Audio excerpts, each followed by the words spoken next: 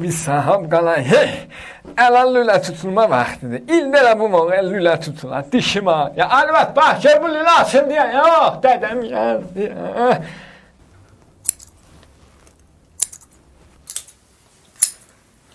Dərs eləmə, dayan yerinə.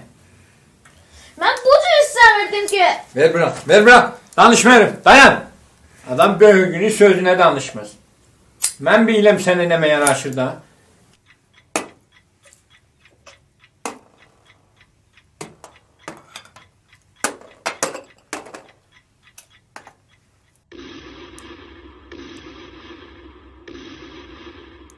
Hüseyin tez ol il təhvilə getdi axı. O mübarəkdir, mübarək. O balabanın da işi çaldı. Gəl buyur bu. Ay qada yazdı. Ay qada yazdı.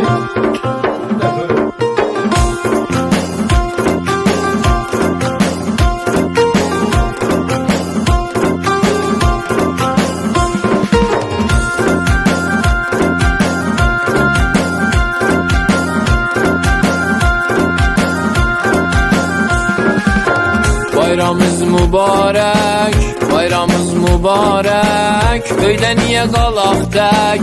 Gəlin maşına minək, bayram görüşünə gedək. Gəlin maşına minək, bayram görüşünə gedək.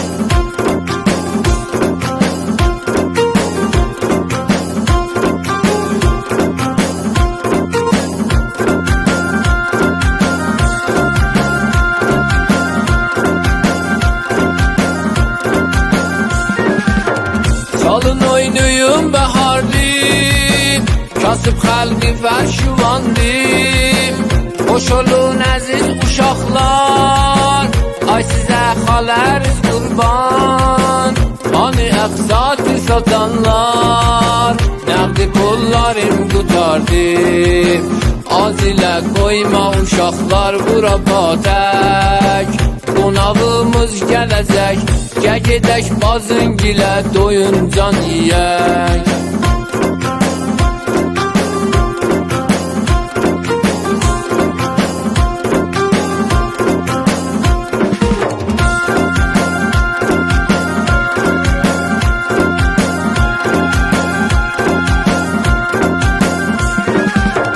Bayramımız mübarək, bayramımız mübarək. Gəlmişik hazırlayək, ay baldız ay bacanaq. Qapını açın görüşək, ay baldız ay bacanaq. Qapını açın görüşək.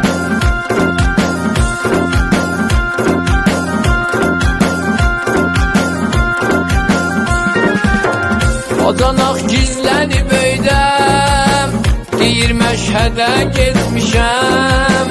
Bacanaq gizlənib öydəm, deyir məşhədə getmişəm.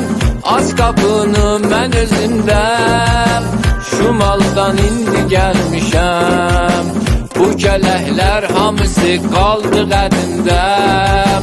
Mən də qallam burada, tökərəm ciblərimə badamına büstəm.